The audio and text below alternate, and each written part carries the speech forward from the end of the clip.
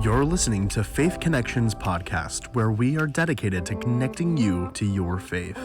And now your hosts, Chris and Mari Torres.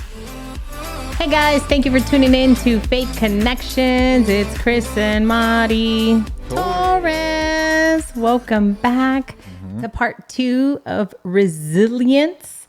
I know last week, Chris, you shared the scripture, 2 Corinthians chapter 4. We read verses 8 through 11, but you also gave 7 through 11. 7 through 11, and then you read 10 different work, I guess, what's the word I'm looking for? Skills. Different skills that we can build upon to build that resilience. To help build resilience. Correct. And so we're going to continue, right? So there's a Bible story that really connects to resilience. And so I really wanted to kind of dig deeper and we wanted to go to it. It's of course, there's quite a bit of chapters and the story's pretty big. So we're going to kind of just summarize and then kind of tell you where it is so that you can always go back and share it. And I am going to connect it to some ways that can help you build, right? So I know, and they connect to some of the things that you shared in terms of the skills. They're very similar. And I have 6. And then we're going to kind of go back and forth and connect it. But we're going to go into the story of Job. When you think about Job, he was a very honest man. He was without blemish. You know, he was righteous. He did the right thing. He had a great relationship with God. He feared God. And so that's what kept him in obedience when it came to following through with his commandments. When you think about the closer you draw to God, right? What do we always say? The higher the level, the greater the devil. Every time, it doesn't fail.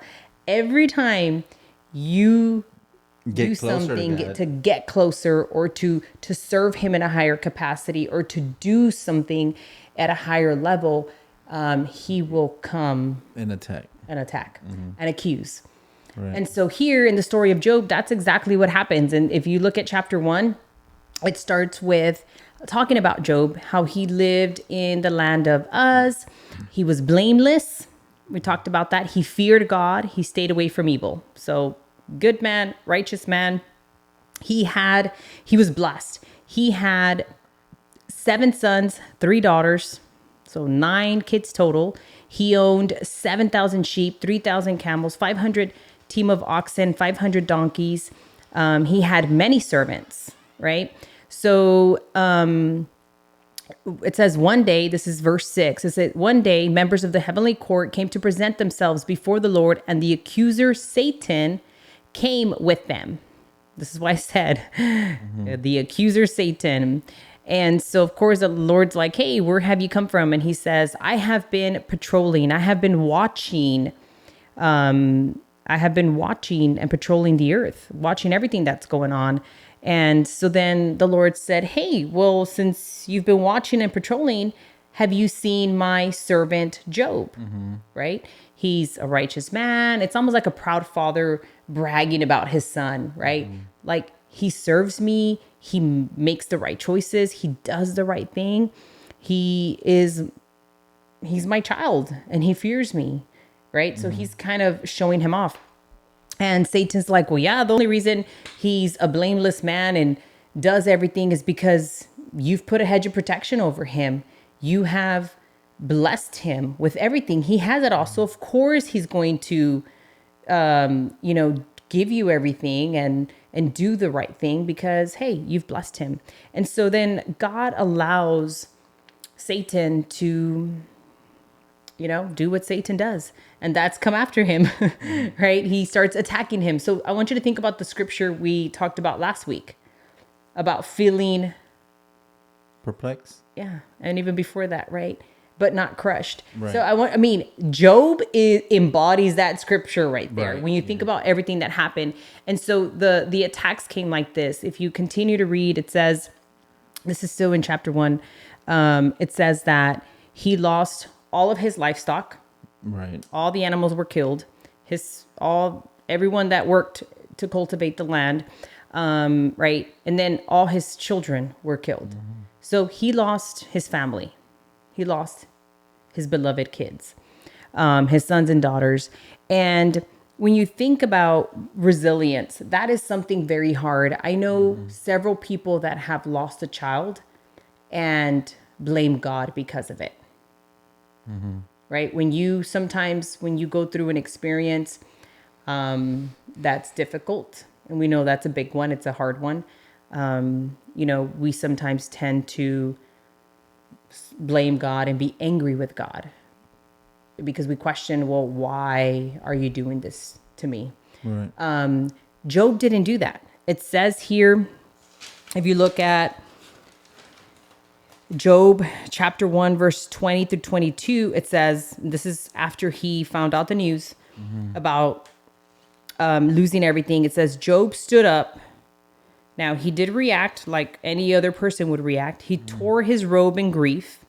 Then he shaved his head and he fell to the ground to worship. Right? Just so y'all, if y'all heard our cat, Tiger's in here, just so y'all know. He said, I came from my mother's room and I will be naked when I leave. The Lord gave me what I had and the Lord has taken it away. And then he says, praise the name of the Lord. In all of this, Job did not sin by blaming God. Man, so when you think about building resilience, the first thing that helps us build resilience is adaptability. You talked about, hey, we need to embrace change. Right. I called it adaptability because we have to be able to adapt to our situation, right? Whatever that may be. And I think when you do that is changing the mindset of his will be done versus my will be done. Right. We're foreigners. We are citizens of heaven. We are foreigners here. We're just here temporarily. So when you have that mindset and understand that, it's going to help you shift your mindset to, I'm adapting. I'm a foreigner here. I'm here temporarily. This is not my permanent place to be. It's adapt and overcome. Yes. As they say. So, and he did. He to be able to adapt. When you think about people that build resilience, they can adjust their thoughts, their behaviors, and strategies in response to changing situations. They are open to new solutions and they're flexible. Right. Right. That is the mindset to be able to build resilience. So we have to have adaptability. And that's exactly what Job did here. It's a perfect example. Now, this was just the first test because he goes on and he's tested once more. He's tested more, right? He starts getting boils all over his body. Have you ever had one? Oh, they can be painful. So can you just imagine having that excruciating pain all over your body? Right. But he accepted it. He still praised the Lord. Hey, you gave me this. And just as you gave it to me, you took it. But he didn't blame God for it. He didn't. Right. So when you think about building resilience is, like you said, we have to be able to embrace change. When you don't embrace change, you're going to get stuck. And that's the difficult part. And like I said, it was accept and anticipate change. And that one's always hard to do. I mean, especially when we become creatures of habit. We're so used to doing things a certain way. So when things change on us like that, it can be very traumatic. It can cause problems. And then obviously for Job, it happened in an instant, right? And it wasn't just as I like to say it, when it rains, it pours, right? And I know it's a common phrase that people hear all the time, but it definitely rained on Job, right? Absolutely. I mean, livestock, family, he lost everything. it all. He lost it all. If you think about it, when you think about, he lost it all. No, and absolutely. And so it came down on him. So talk about change. Things changed in an instant. Yeah. How many times have our lives have changed? There's people that are listening right now to this podcast that one moment you're driving down the road and you get involved in an accident. Now you're paralyzed for the rest of your life. Life changes in an instant. Yeah. So we have to be able to adapt and overcome. Yeah. Because you're still living. right? And sometimes people are, I see, coming from the military side, wounded warriors, veterans. I mean, they went over there in their best physical shape, right? Because you got to be in shape when you're in the military. The peak of their physiques, in an instant they lost a leg. They were shot. Some of them even lost their lives, right? And so we have families, that have lost loved ones in these wars. But so life changes in an instant. But are we able to adapt?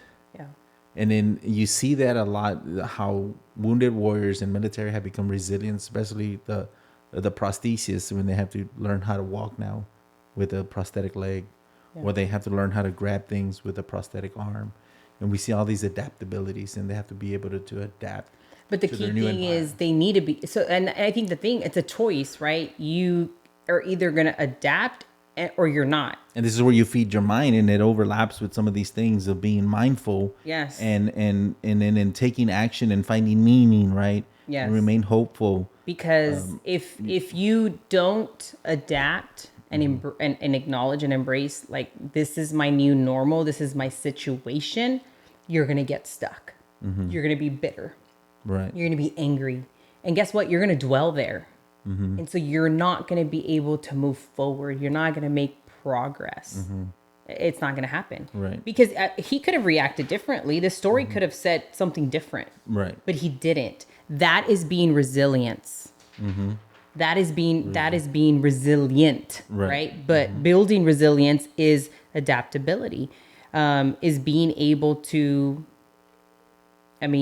accept, adapt to, this is my new normal. I remember I struggled so much not knowing what I had before I was diagnosed with fibromyalgia, because there was the unknown, right? It's like, what's causing this pain, and how do I? And no doctor can give you an answer. Yeah, and so it was. I was like, frustrated. Like, what?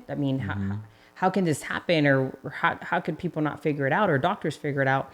And so finally, when I was diagnosed, like, I wasn't happy with the outcome, but I can't change it. Same thing when I was diagnosed with depression, clinical depression. I can't change that. What I could change is your mind. Me adapting to it and then saying, okay, I'm going to acknowledge this. Okay, what do I need to do to move forward? I got to exercise, right? There's different things. I got to take medication. I got to, so there's. So I'm going to quote Captain Jack Sparrow from Go ahead. the Captain Jack Sparrow from Pirates of the Caribbean, but it says, the problem is not the problem. The problem is your attitude about the problem. Love that. Yes. It's That's what it is. Yeah. You're either going to adapt or you're not. It's, so if you want to be resilient. We have a problem. Yeah. There's no way around it. Nope. You can't change it. But your can't control it attitude sometimes. and your mindset about the problem You can control makes that. a difference, because is. how I react, what can I do now? I have this problem before me. Now let me come up with a solution. So then you put your mind in thinking. A lot of times we minimize the problem now simply by doing these other things. What we seemed at the moment to be the biggest problem we have has quickly become a small problem to us. Because why? Because how we adapted, overcame it, and then we start strategizing and figuring out, okay, how do I get past this obstacle, right? Yeah. The other thing too is, so the second, we talked about adaptability. The second one is persistence.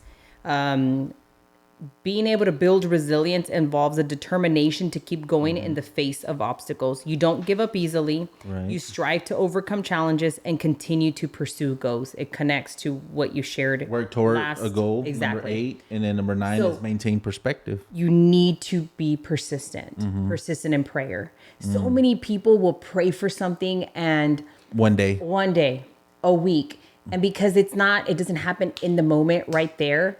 Let me tell you, they stop praying, and then they're questioning why God didn't, answer their prayer, but yet you weren't persistent in your prayers. Again, because they're thinking about it in their timing. They want it now. They want it in the now they're versus thinking of their time. Correct. But God doesn't work on our timetables. God doesn't work on our time. His timing is the right time. God is never early. He's never late. He's always on time. Yes. Yeah. And when I think about Did this, you have to dance for that one? yeah, I did, because I'm like, What are you listening to over well, there? when I think about this, I'm not going to share like what I was praying for specifically, but we started a fast right before Easter, our annual fast that we do, and we fast in between. But we did a fast, and we decided this year, instead of doing it at the beginning of the year, we did it right before, 21 days before leading to Easter. Right. And I remember I incorporated, and I shared this with you, and you know, Jabez. the Jabez prayer. And this was 8 months ago. And the prayer has come to life this month. And it's interesting because even what I was technically praying, I didn't expect for God to deliver in the way that he did, right? So we have to be persistent in our prayers, in our hope, in our goals, persistency. That's how you're going to build endurance. That's how you're going to be able to continue to move forward. And Job did this. He did this. He lost it all. Did he go and commit suicide? No. He still, now, was he a mess in terms of emotionally? Absolutely. Right? Of course, Because he was still human and still went through yes, he still, and the story kind of goes into that. And then to top it off, he starts getting the boils. So of course, he's kind of like, at that point, that was a trigger for him, because it's kind of like, oh, like, really, you know, do I deserve this? And so he starts kind of Questioning things. and that's normal. It's okay. Right? That goes to the third point, and that's you. In order for you to be able to build resilience, you need to have emotional strength. You need to build your emotional strength, because resilient individuals are emotionally strong, allowing them to manage stress and maintain a balanced perspective. They can navigate their emotions and remain calm during crisis. And let me tell you, he was resilient. Now, he still navigated his emotions. He still expressed them as any human would. It's normal and it's okay. And you just said right now that's the remaining calm during those. And He that's- did. Yeah. He wasn't going around acting like just crazy or... Well, there was, I think at the end of the chapter 1, doesn't he just rip his robe off or something? Well, yeah, he did. He did So that it's still- to be naked, but he was praising God. He didn't do it in a negative... Notation to it. Yeah, right? Right. He did it like, hey, I came, this is how I came from my mother's womb, and this is how I'm going to leave at this point. But he was praising God, Right. ultimately. I know that you gifted this to me, and I know that at that point you can take it away, but I praise you no matter what. That's him being resilient Right. through his trial, through his situation, through his circumstance. But what you just said, it stands out. Remaining calm in the storm is definitely, for me, it's a difficult thing. It is. Right? Whoa, not just for But- you, for many. Right, for many. But I have known people and I have heard many stories, and I'll share briefly right now. But I think of like military being in combat, how a smooth operator, bombs are going off, bullets are coming his way, but he remains calm. I see it in my work as a police officer when we're going to hot calls or shooting or something, or we're chasing a suspect, and the person to be able to get on the radio and remain calm in the middle of chaos, man, that's a smooth operator. And we always say that, and we give kudos to that, because some of us we're fighting, we're yelling, I need backup and send me a gun. Yeah.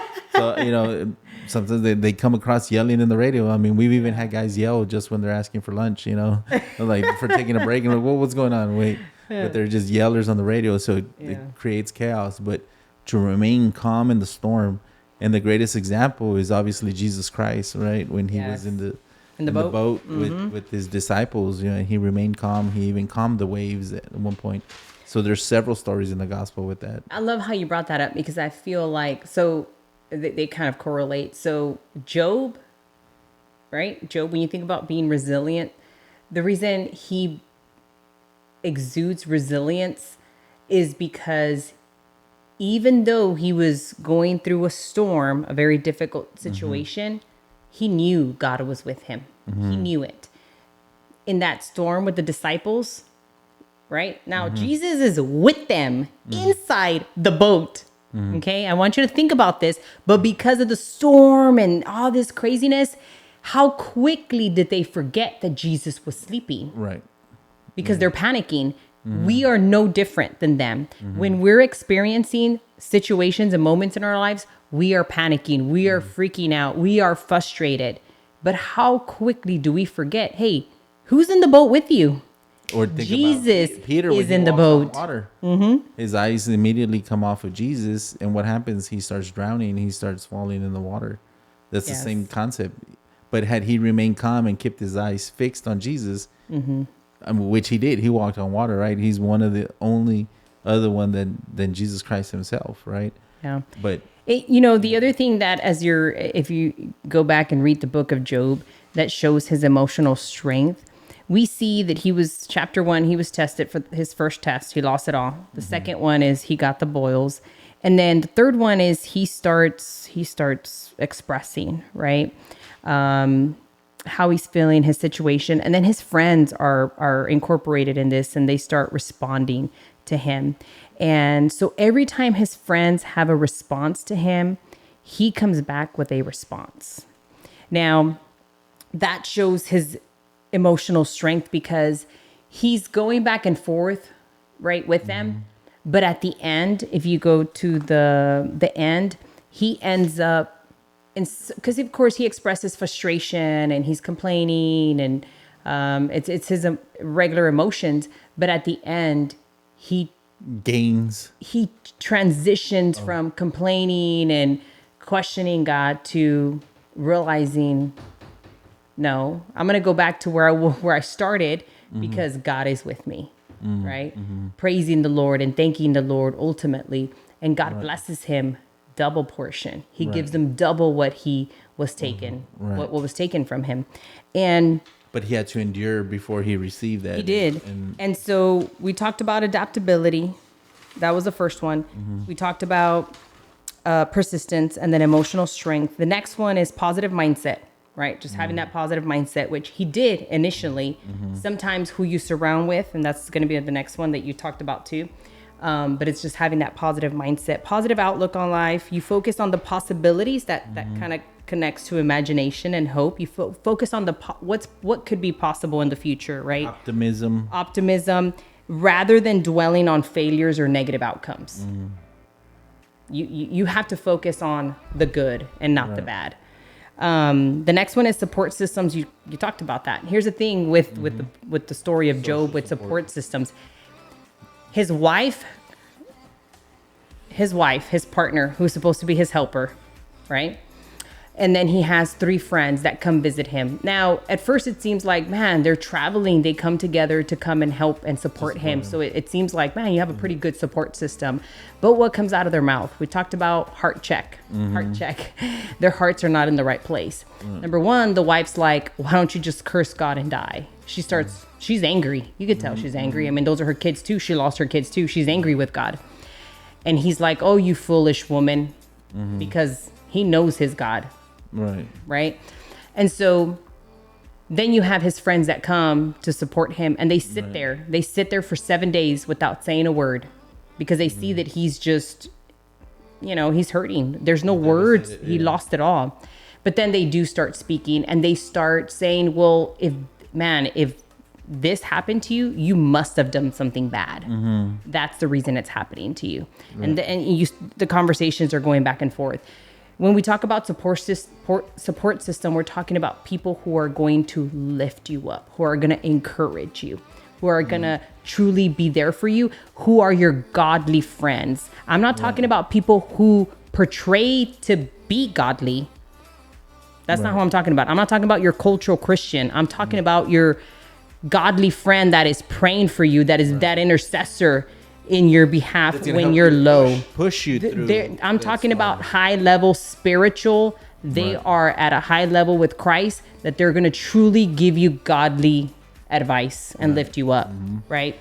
And then the last one you touched on this is learning from our experiences, because when you do that, how do you build resilience from it is It allows you the capacity to learn and grow from your experiences, especially from failures or hardships. Resilient people reflect on their challenges and use those as lessons to improve their future responses. Right. You If leverage they're not doing that, then how do you expect to be resilient? How do you expect to grow? Being resilient means having tools and mindset to navigate life's ups and downs, bounce back from adversity, and continue moving forward with strength and hope. And I wrote this down because I feel like we always want to blame, not always, but sometimes we tend to blame things or question why it happens. And I'm going to leave you with this. God does things or allows things to build you, not to kill you.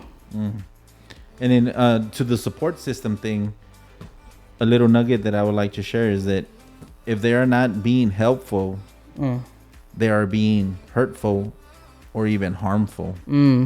So know who's in your circle, who can be trusted. Yes. And then you shared that you just recently gave me that advice, right? Know Yes. who you talk to. Yes, know who be you share careful. that. Trust no one. And, well, we gotta trust God. That's right. That's the only one. Only- I'm talking about humans. yeah. The flesh can be deceiving sometimes, but yeah, if they're not being helpful, they are being hurtful or harmful. So just be careful with who your support system is, who you allow to be in your inner circle. Yeah. And again, they're the people that are gonna push you and elevate you past that storm. Yes, absolutely. So we hope that you were encouraged by the story of Job and really could take different key things from last week's episode, even today's episode, to help you. How do I build resiliency? How do I build upon the skills and the things that can help me really stay focused and overcoming, right? It's up to you. It's up to you to do it. All you have to do is write down, hey, what are some things that stand out that I can incorporate? It was last week. That I can incorporate to help me. And then go back and read the full story of Job. Really pray before you read it so that God can really just bring his living word to life and it speaks to you to help you. Man, if Job did it, we can do it too, right? And God is with us at all times, no matter what we face. But we hope you're encouraged. Make sure you share, you like, you subscribe. Thank you so much for tuning into Faith Connections, where we connect you to your faith.